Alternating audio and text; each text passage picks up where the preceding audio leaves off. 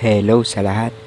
Bali may tanggap ako rito na unit galing ng Butuan City, Agusan del Norte.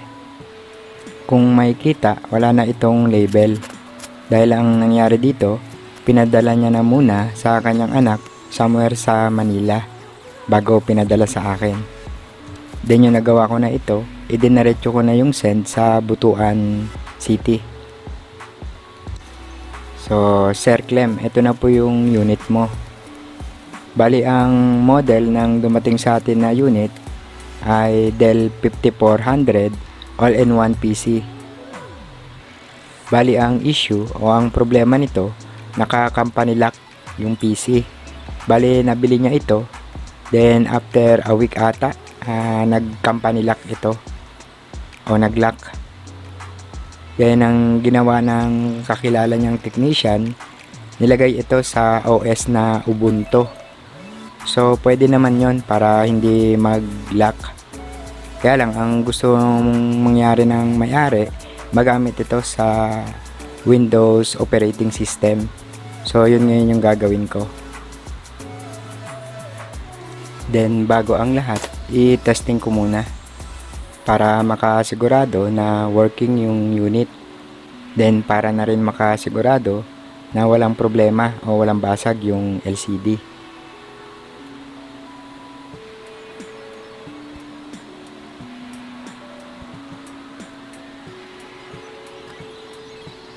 So okay naman yung unit, walang basag yung LCD, pero hindi na natin ito i-open o hindi na natin kinuha yung password. Dahil ang pinapagawa sa atin, ma-unlock yung PC at magamit sa Windows operating system.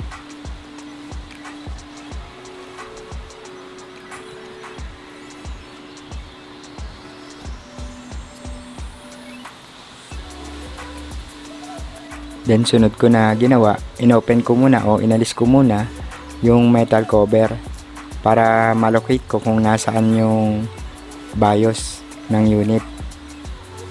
So bali ito yung BIOS. Ang location ng BIOS malapit sa RAM or malapit sa SATA connector. Bali dual BIOS ito at itong ginagawa natin, ang brand ng BIOS ay Giga Device. Sunod na gagawin ko, aalisin ko yung dalawang BIOS, yung big BIOS at yung small BIOS.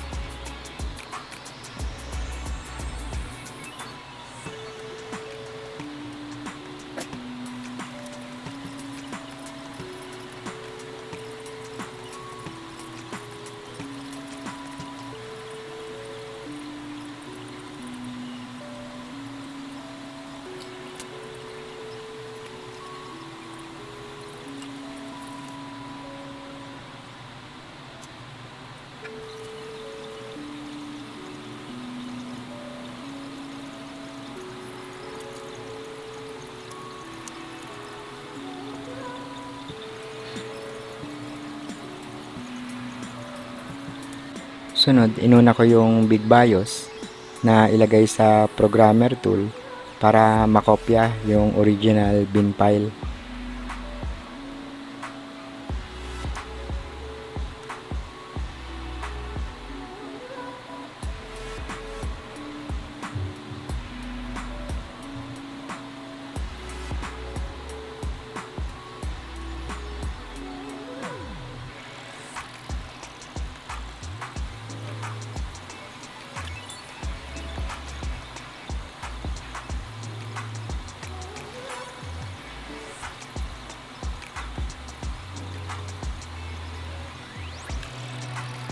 So tapos nang ma-read itong original BIOS, bali isi-save ko na muna ito.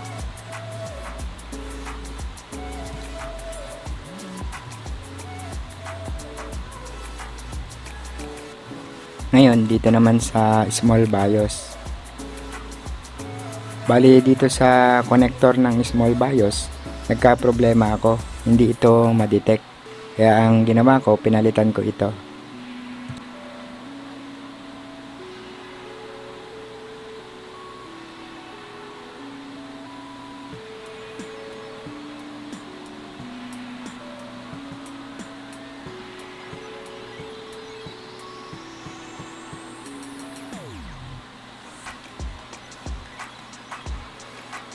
After ma-read, isinave ko na din yung copy ng small BIOS. After ma-edit ng bin file ng small BIOS at big BIOS, ibabalik na yung bin file sa dalawang BIOS.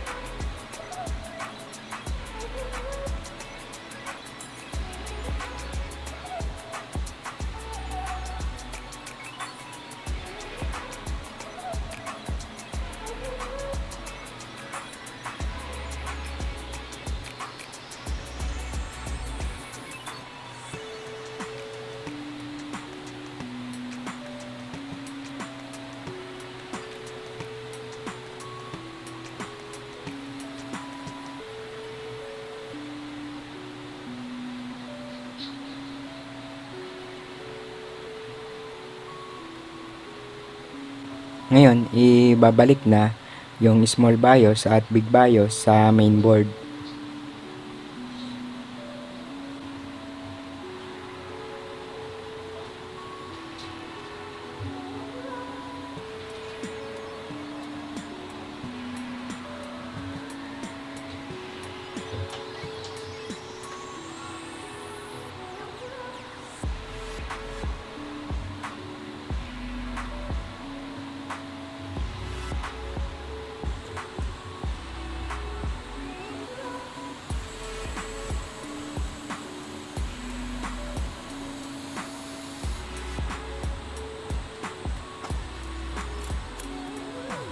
So, inalis ko muna yung storage dahil ang kailangan ko lang ma-check kung magpa-power at para ma-check sa BIOS setting kung natanggal na yung service tag.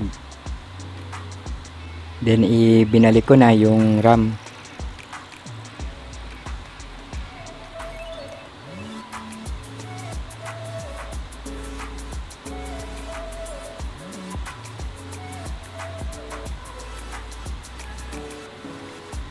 Then ngayon, testing na.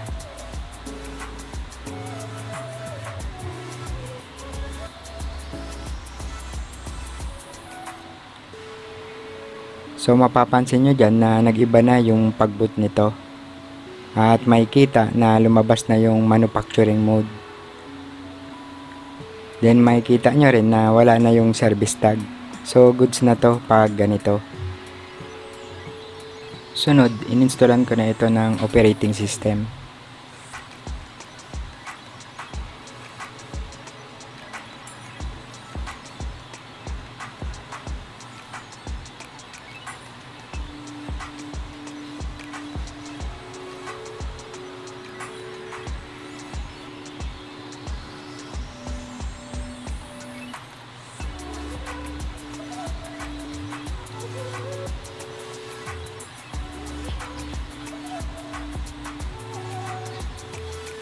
Then, in-update ko na yung system.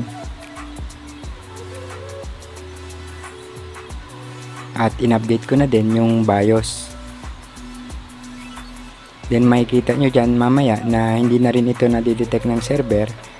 Then, kinonvert ko na rin ito o in-update ko na rin ito sa Windows 11. So, hanggang dito na lang muna. Sana nakatulong tong video natin at may natutunan tayo kahit na konti, lalong-lalo na sa mga bagong tulad natin.